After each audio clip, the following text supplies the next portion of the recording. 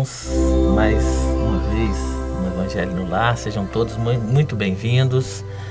Que essa noite seja uma noite agradável, de muito entendimento, de muita sabedoria. Vamos lembrar, na realidade, não nos esquecer da importância de termos sempre um recipiente com água, que essa água, durante todo o processo do Evangelho no Lar, vai estar sendo fluidificado por nossos irmãos de luz, e depois ela, ao ser consumida, é fonte de cura. É fonte de cura para males que a gente nem tem noção. Verdade. Que a gente tem. Hoje nós vamos ler do livro Fonte Viva, do Chico, ditado por Emmanuel: renovemo-nos dia a dia. Transformai-vos pela renovação de vossa mente, para que proveis qual é a boa, agradável e perfeita vontade de Deus. Isto Paulo escreveu aos Romanos, e está escrito lá no Evangelho, Romanos 12, versículo 2. Não adianta a transformação aparente da nossa personalidade na feição exterior. Mais títulos, mais recursos financeiros, mais possibilidades de conforto e maiores considerações sociais podem ser simplesmente agravo de responsabilidade. Renovemo-nos por dentro. É preciso avançar no conhecimento superior, ainda mesmo que a marcha nos custe suor e lágrimas. Aceitar os problemas do mundo e superá-los, à força de nosso trabalho e de nossa serenidade, é a fórmula justa de aquisição de discernimento. Dor e sacrifício, aflição e amargura são processos de sublimação que o mundo maior nos oferece. É fim de que a nossa missão espiritual seja acelerada. Facilidades materiais costumam estagnar-nos a mente, quando não sabemos vencer os perigos fascinantes das vantagens terrestres. Renovemo-nos nossa alma dia a dia, estudando as lições dos vanguardeiros do progresso e vivendo a nossa existência sob a inspiração do serviço incessante. Apliquemo-nos à construção da vida equilibrada, onde estivermos, mas não nos esqueçamos de que somente pela execução dos nossos deveres, na concretização do bem, alcançaremos a compreensão da vida e, com ela, o conhecimento da perfeita vontade de Deus a nosso respeito. Chico... Mais uma. Chico é um abençoado mesmo, e você imagina o estado de espírito do Chico recebendo isso do Emmanuel, trocando uma ideia com o Emmanuel, e Emmanuel falando: vai, escreve aí, Chico, pá. E aí sai uma preciosidade dessa. A gente tem inúmeras lições dentro desse texto, né? Uma das que eu vejo de forma mais relevante, quando ele fala assim: mesmo que custe suor e lágrima. Porque, por vezes, a gente é tentado a renegar nossa fé. Exatamente. Né? E por comodidade, a gente renega e depois se arrepende. Com certeza. Talvez essa... Implica num outro pecado, porque quando a gente renega ou a gente se omite, que também é um pecado, né? A gente tem que ser firme na nossa fé. Exatamente. Não adianta ter fé mais ou menos. Ou tem fé ou não tem fé. Não adianta ser o tal do homem de pouca fé. Né? Homens de pouca fé. Né? E aí a gente vê essa necessidade da gente se renovar. Uma outra coisa que ele fala que é assim, excepcional, que as facilidades da vida, as facilidades da matéria, elas, quando a gente não está atento, elas são a porta de entrada para a gente fraquejar na parte do espírito. A gente sabe, mais perto da matéria, mais longe do espírito. É isso aí. Ninguém vê escrito em lugar nenhum que é proibido a pessoa ter sucesso financeiro. Não. Eu costumo dizer, Lúcia, e amigos, né? Que às vezes, quando você pergunta para uma pessoa assim, qual a tua maior provação? 99,9% das vezes a pessoa vai falar uma questão de falta ou de dor. Ela nunca vai falar assim: minha maior provação é porque eu sou rico. A provação do rico está lá no Evangelho. Mais fácil um camelo passar no buraco de uma agulha do que um rico entrar no reino do céu. Por quê? São essas tentações que são faladas aqui.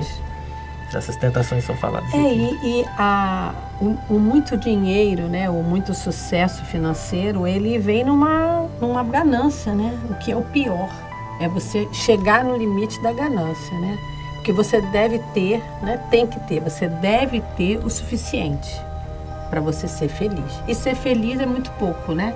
Não precisa de muito. Tá mais no simples Mas do que quando você começa a ter a mais do que você precisa, né? Você e não lembra que outros estão precisando. E você não divide, não compartilha, não olha para o seu irmão que tem menos, você entra no perigo da ganância, né? Exatamente. E aí é uma pegadona, né? Uma pegadinha, né? Nossa. É uma boa casca de banana para todos nós.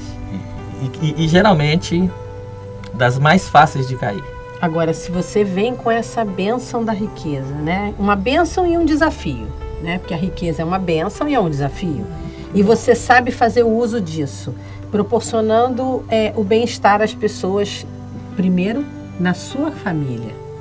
Que tem gente que tem para si e não compartilha nem com a família, né? Com a família, com o seu irmão necessitado e olhando, tentando usar isso para sempre em prol de outras pessoas, você está compartilhando. Então você não está fazendo mau uso. Não está vivendo disso, na ganância. Vivendo na ganância. Você está dividindo essa graça. Então se torna uma graça, né? Uma graça compartilhada. É lembrar aquele ditadozinho que eu sempre falo, né? Se tá bom pra gente, definitivamente não tá bom para todo mundo. É verdade. Vamos no Evangelho? Vamos fazer a prece. Vamos fazer a nossa oração. Posso fazer? Pode, claro. Pai Celestial, Mestre Jesus, Mãe Maria, Francisco, Fabiano, todos os nossos mentores pessoais e todos os irmãos aqui presentes, responsáveis por esse trabalho. Gratidão, Senhor, por mais um dia, mais uma oportunidade. Pedimos que a sabedoria que é adquirida, que a gente tenha o poder de dividi-la com nossos irmãos durante a nossa semana. Que a luz que emana aqui dentro dessa casa, dentro desse Evangelho no lar, ela possa se propagar para todo esse orbe que a gente mora. Gratidão, Senhor. Graças a Deus. Graças a Deus. Eu vou ler do Evangelho segundo o Espiritismo, codificado por Allan Kardec. Vou ler o capítulo 10. Não julgueis para não serdes julgados. Aquele que estiver sem pecado, que atire a primeira pedra. Item 11. Não julgueis, pois para não serdes julgados, porque com o juízo que julgardes os outros, sereis julgados. E com a medida com que medirdes, vos medirão também a vós. Mateus 7, 1, 2. Então lhe trouxeram os escribas e os fariseus, uma mulher que fora apanhada em adultério, e a puseram no meio e lhe disseram: Mestre, esta mulher foi agora mesmo apanhada em adultério. E Moisés, na lei, mandou apedrejar a estas tais. Qual é a vossa opinião sobre isso? Dizem, pois, os judeus, tentando-o para o poderem acusar. Jesus, porém, abaixando-se, pôs-se a escrever com o dedo na terra. E como eles perseveraram em fazer-lhes perguntas, ergueu-se Jesus e disse-lhes: Aquele dentre vós que estiver sem pecado, atire-lhe a primeira pedra. E tornando a abaixar-se, escrevia na terra. Mas eles, ouvindo-o, foram saindo um a um, sendo os mais velhos os primeiros, e ficou só Jesus com a mulher, que estava no meio em pé. Então, erguendo-se, Jesus lhes disse: Mulher, onde estão os que te acusavam? Ninguém te condenou? Respondeu ela: Ninguém. Senhor, então Jesus lhe disse: Nem eu tampouco te condenarei. Vai e não peques mais. João 8, 3, 11. Essa passagem, ela traz uma reflexão muito grande, né, para os dias que a gente vive hoje, onde temos a famosa internet, onde todos se degladiam, todos se julgam. Aquele realmente que estiver aqui encarnado sem pecado não existe. Todos temos pecados, exatamente. Então ele ensina que nós não devemos julgar, não devemos condenar e muito menos ferir, sem olharmos para nós primeiro. Porque todos nós, como a gente já conversou, né, André? A gente erra no dia a dia. A gente erra inevitavelmente. Inevitavelmente erramos. Então, a gente não deve nem condenar e nem censurar o outro sem antes olhar para nós mesmos. E aí vem aquela pergunta, né? Se todos nós temos pecado, quem é que vai ser condenado? Jesus, quando estava na cruz, ele deu o maior exemplo para nós. Quando Senhor, ele disse, perdoa. Senhor, Pai, perdoa, eles não sabem o que fazem.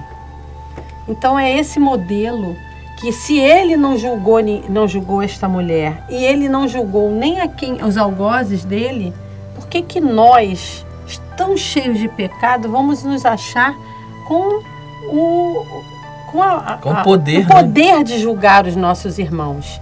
E hoje, no nosso dia a dia, a gente só vê ataques, né? Ou é preto ou branco, não existe um degradê. Não existe. E aí existem julgamentos o tempo todo, onde a sociedade ela só faz isso, senão julgar uns aos outros. E a verdade não dura 24 horas, às vezes, né? A verdade não dura 24 horas. Aquele que condenou, depois você vem saber que o outro fez e que o outro não fez. Então a gente vive um momento onde essa passagem aqui vem mostrar muito que a gente está vivendo um momento do julgamento, onde na verdade nós não somos juízes de nada, nem de nós mesmos, porque nós não temos o direito de fazer isso, né, André? E cabe uma reflexão também interessante, Lúcia. Duas, na realidade. Uma no ponto de vista do texto, né? O texto em si, eles queriam pegar Jesus na pegadinha. Eles queriam que Jesus contradizesse a lei. E ele fala, no Evangelho mesmo tem, né? Eu não vim para mudar a lei, e sim para complementá-la.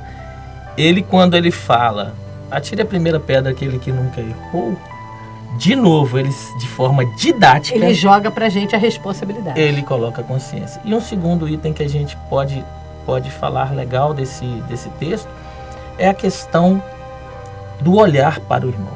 Sim. Se a gente não conseguir olhar para um irmão que por vezes, no dia a dia, a gente se extrapola, a gente se estressa, mas quantas vezes a gente conseguir olhar como um irmão, um espírito na evolução tal qual a gente muda, a gente vai mudando a nossa frequência mental. Vai. Ele errou? Porque eu erro também. E quando ele fala aqui, né, que nós vamos ser julgados da mesma forma que julgamos os outros, a gente devia pensar... Medido com a mesma medida. Se não quer ser bom, seja pelo menos inteligente, não é? Porque se você tem pecado e mede, né, julga a medida do outro, é a mesma medida que vai vir contra você. Já é um caminho para ser mais perfeito. Mais perfeito. A gente primeiro, aquela história. Mais a gente tem que entender nosso inimigo para poder a gente saber lutar contra ele. Entender o porquê, né? O porquê daquela atitude do nosso inimigo ou daquela pessoa. Porque sempre existe um porquê. Às vezes, até sem querer, a gente teve alguma atitude que ele também não gostou e também nos julgou.